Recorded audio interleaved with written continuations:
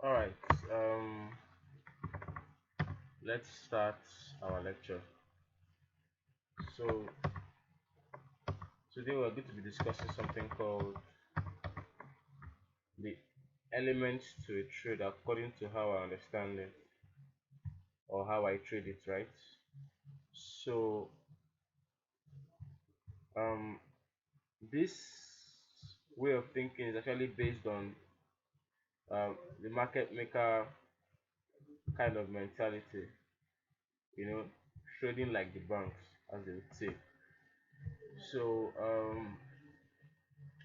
it says that there are four market phases, and then the first phase is a consolidation, the second one is expansion, third one is retracement, the last one is a reversal. Okay, so at any period of time, the market is always in one of these four phases, in one of these four, right? So all we have to do is to recognize which phase the market is in at the moment, and then we now look for specific hallmarks in price, specific things in price that would lend us to say, okay, this is what we're doing right now, or this is what we're doing. We get so each of these things, there are things we have to look for on the charts. You understand? So for a consolidation, if we see price in the consolidation, it's something we're expecting and it's something we're looking for, right? If price expands, expansion is when price goes in a particular direction, reveals the direction that we want to go in predominantly. Okay, so it's when the banks reveal direction they want to go, while the retracement is a pullback, right? That is when the expansion comes back down to capitalize more orders. So we buy, then maybe we take some profit, we come down again to an area of um, fair value, if I would put it that way, and then we buy again. Okay, so reversal is a condition where we take out some people and then we run the other way. Okay, so we go maybe make a higher high and then we start making lower lows, so the direction of the market changes totally. We get, so that's the reversal. So every point in time the market is in one of these four market phases, and then we are looking for specific things in price as regards to these market phases. Okay, so do not force yourself to understand everything in this video now. Okay, so we're going to have a lot more um teachings, a lot more analysis, a lot of these things that you're going to be seeing, how these things work. You're going to be seeing a lot more examples and you understand them more and more and more. Okay, so it's not a must that you understand it now. Now all you have to make sure of is that you get the basics. The basics are very, very important. Just get the basics under your belt and then you'll be fine. Okay, so what to look out for? What to look out for? In consolidation, we look out for a equilibrium state, or we look out for equilibrium. Let's just say we look out for equilibrium. We're going to be looking at the charts very soon to see these things actually in price. Okay, so in expansions we look for order blocks. If you think back to the free part, you can remember that order block is we have bullish and bearish order blocks. Okay, so the bullish order block, the last down candle before the price moving up. Sorry, the candle with, okay, let me just define a bullish order block while you reverse it for a bearish order block. Okay, so um a bullish order block is the last and the biggest down candle in a range before price breaks out of the range to the upside. Okay, so if we have price going up and down, up and down, up and down, up and down, and then finally it breaks out. Okay, so we look for the last down candle before that move up. If there's several down candles, we look for the one with the biggest range. So the longest of the down candles before the price moves up is our bullish order block. Okay, so that's what an order block is. Don't force yourself to understand it now. I'm moving a little bit fast, I understand, but you guys will get to learn more later. So in retracement, we look out for liquidity voids and fair value gaps. In reversals, we watch out for liquidity pools or stop runs. Okay, So some of you who have been trading before, you may have a condition where you see um, price take your stop loss and then continue going your way. Those kind of things are deliberately done by the bank or your broker sometimes.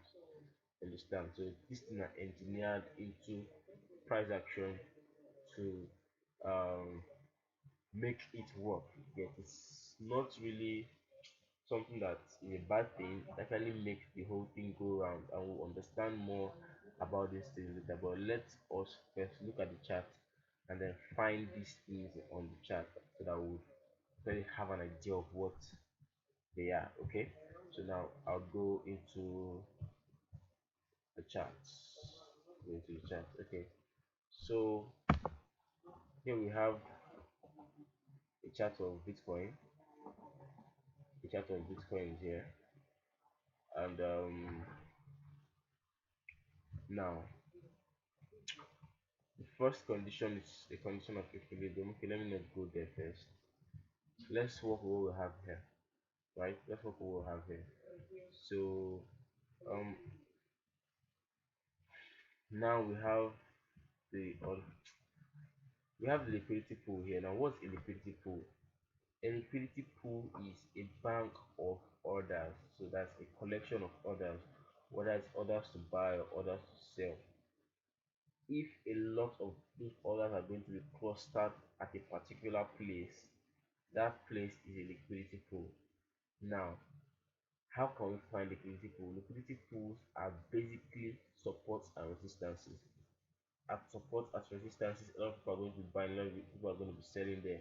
So these places are liquidity pools. Alright. So now, how do you find liquidity pools? We find liquidity pools using the following things. I want you guys to write this part down. So you can pause the video and write how to find liquidity pools in a notebook that you've been using. So you can find liquidity pools using double tops and double bottoms, or equal highs and equal lows. So you can see here double top, that is the liquidity pool right there. Then old highs and old lows. This is an old low here. Okay, this is an old low. Okay, so old highs, old lows. These are liquidity pools. Okay, so a lot of people are going to have either orders to buy there or either orders to sell. So let's say at this resistance now, a lot of people are going to have buy stops there. So when price gets there, they're going to be in a buy trade so that they're hoping that it will break out, retest and continue or just break out and keep going. Alright. So that's what a liquidity pool is. Liquidity pool is basically a bank of orders, a bank of orders, a place where there's lots of orders gathering. And it's actually very simple. Don't complicate it. Okay, don't complicate it. It's just going to be more explanatory to you guys as we go on with these teachings. Okay, now what do we have in liquidity pools? Liquidity pools are areas of reversal.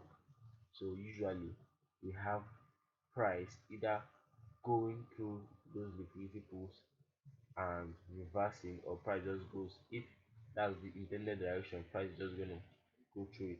But most of the times we have these liquidity pools being targeted as a stop run. So you can see this liquidity pool over here, price made a support here and then went up. But a lot of people's stop losses are gonna be here, or a lot of people sell orders are here or buy orders are here, but a lot of activity is going to be happening around here if price starts approaching it. So they're gonna take it down, take out any sell orders that are there, then buy. Okay, I'm gonna take it out, take it out here, go back again, dip in before running higher. So they went there, you're gonna see a lower low, right? This is a lower low that have broken the support. You're going to feel okay, this is a downtrend, but no, that's not a downtrend, that's a reversal condition. So you might be thinking, okay, when is the reversal condition and when is it just gonna keep going my way? We would actually talk more about how these things are going to or when you should expect what. Okay, So when should I expect a stop run? When should I expect it to keep going my way? Things like that. But now, just look at the effects. You can see this thing happening a lot of times. Okay, so we just dip through it and then run away. Dip through it, run away. It happens a whole lot. Let me see if I can show you guys more examples. Let me see if I can show you guys more examples. Let me see. Okay, even here now, this place is a mid-term support. All these places are lows. So we go in there, dip through it. All right, we go through it and then continue going. But this is not a very clear example. So I'll try and see if I can find others. Let's try and see if I can find it. This is just a primarily bullish trend. So there's not many examples here, but I don't know. Do we get what the critical is? If not, you guys can just ask your question. But I have to keep moving right now because it's late and I need to go to bed very soon. All right. So now let's talk about the other block. So other block is, like I said, is the candle with the biggest range right before we have an expansion. So this is a range now. This is a range. So before a range is a consolidation when price is going back and forth, back and forth, back and forth. Right? So the bearish order block in this case, when we have an expansion, this is an expansion. We expanded out of that consolidation, okay? So we went right out of it. So the candle with the biggest range, the bullish candle with the biggest range in that before they expanded out. So you can see this is the last down candle here, okay? This guy, but it's not the one with the biggest. It's not the longest bullish candle. So we look for the longest bullish candle, which is this green guy here. This particular candle. So that candle is going to act as our bearish order block. So when we're expecting price to hit it and then keep going lower later on. Okay, understand it. So expansion while waiting for an expansion out of the range, then we come back into that area to an order block, then expand again. Do you understand? So I think that is clear. That should be clear by now. If you guys don't have, if you guys are unclear, you can just ask me, and I'll answer some. Why some of them will be answered later on in this mentorship. Okay. So let's move on. You can see we went down, then we traced, hit our other block. We're using the body, not the wicks. So the body of the other block here, the body, not the wicks.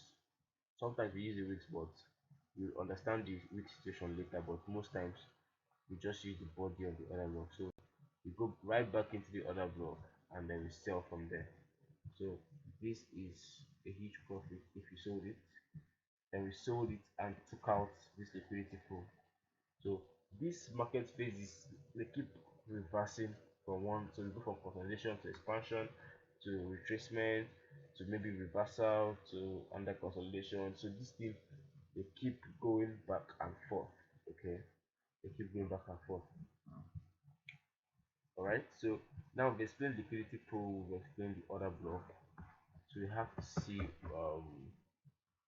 the remaining two, which is, so now we've explained a expansion condition, we also explained a reversal condition. Now I want us to see the condition of equilibrium, that's consolidation, and also a liquidity um, void, which is what we use for our retracement. Okay, so a liquidity void is an area where price rushed very quickly without allowing uh, the normal and efficient running of price. So now let me show you the chart. You can see the chart. When we are going any direction, we have price gently moving down, down, up, down, up. You see, whatever goes down must surely come up. Down, up, down, up, down, up, down, up, gently, right? Gently go down and up, down and up. Giving a lot of opportunities for buying and selling, but sometimes we have abnormality like this liquidity void. Let me delete this rectangle or just move it away. It's not selected. look at this area now. Instead of the normal down and up, down and up, down and up, you just have down, boom, very quick, very fast, no space to do nothing. Okay, so only sellers here. No, in fact, if you are a seller sef, I did not sell initially, you will never have a chance to sell here. It just passed. You get.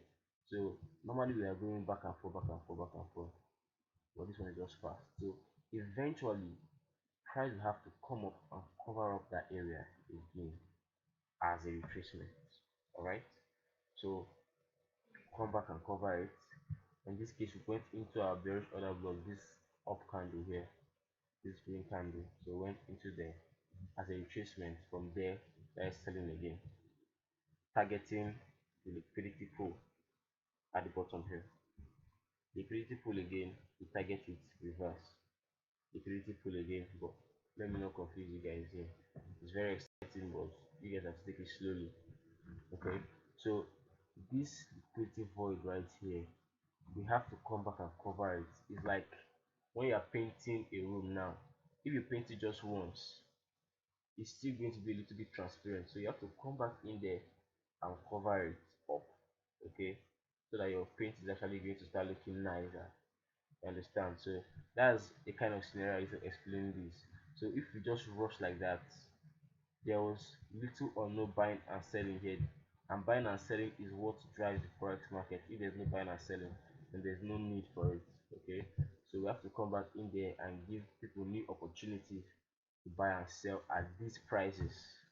Okay, the prices in this area. So we'll go there, cover it, and then sell. So in a retracement condition, we are looking for this fast movement, and when price goes to cover it up, we'll look to join the initial move.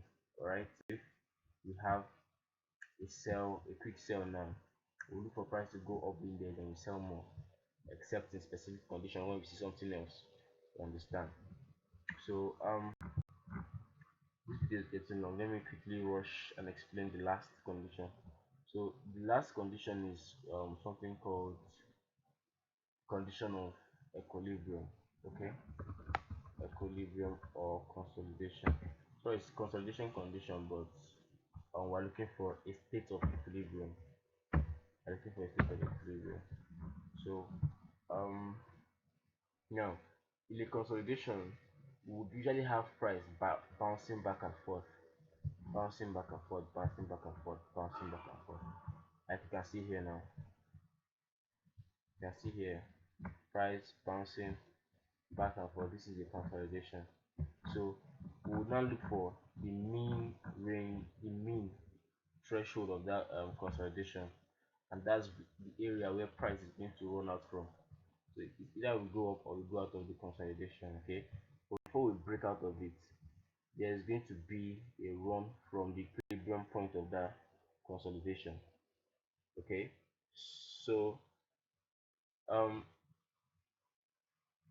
we draw a line at the middle of the range, at the middle of it. So let me show you where price ran quickly out of this consolidation to the downside now.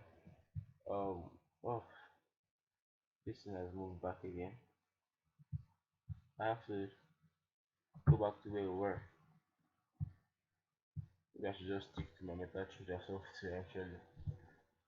Trading view is somehow with my slow network. Okay, alright, this is where we were. Look at the range now. So this blue line is exactly at the middle of that consolidation, this blue line, and you can see right before price went out,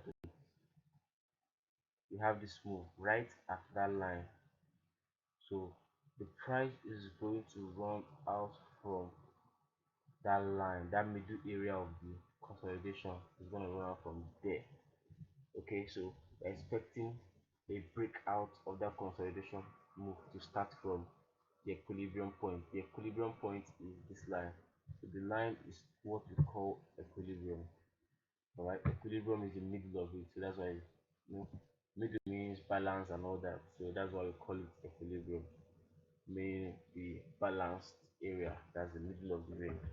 That's equilibrium. middle of the range is what we call the equilibrium point, which is this line, this blue line that we have here. Okay, and you can see that it's moved out from that range, from that blue line. It might not be just spot on it, but it's going to be very very close to it. You can see the second example of this range now. Before we went out of it, the move started on that blue line or very close to it. Okay, so from the blue line we found support and then ran higher. So this is a consolidation situation. Okay, so now these are the basics. These are the basics. I know it might be a little bit confusing right now, but you guys should be very very patient. I'm going to do much more on this, and then when you guys are actually seeing the analysis and how it's playing out, things like that, then you're going to understand these things a lot better. You understand? But these four conditions are what I used to trade. You don't have to master all of them. Whichever one you prefer, you can just pick one and use that one exclusively. You can decide to use just the equilibrium stuff. You can decide to use other blocks. You can decide to use liquidity voids. You can decide to use a selection of two or more of them. You can decide to use all of them at the same time. But do not force yourself to learn everything. Get so you can just learn one or more or a few more of it. Okay, for example, I don't use this equilibrium too often. What I use mostly are the expansion and then retracement condition, which is the other blocks, liquidity pools, and sometimes I trade reversals, right? So that is what I trade. So even I am not using all of them, so you yourself should not force yourself to master everything. Okay, so that's just the message. So we're going to be dealing with these things more and more as we move on. So um should be ready to demo trade a lot, practice these things a lot on your own, and then you can go and find these instances on your chart by yourself, and then you can send in those examples to me and I'll be very very happy to review. All right, so I guess I'm going to end this here.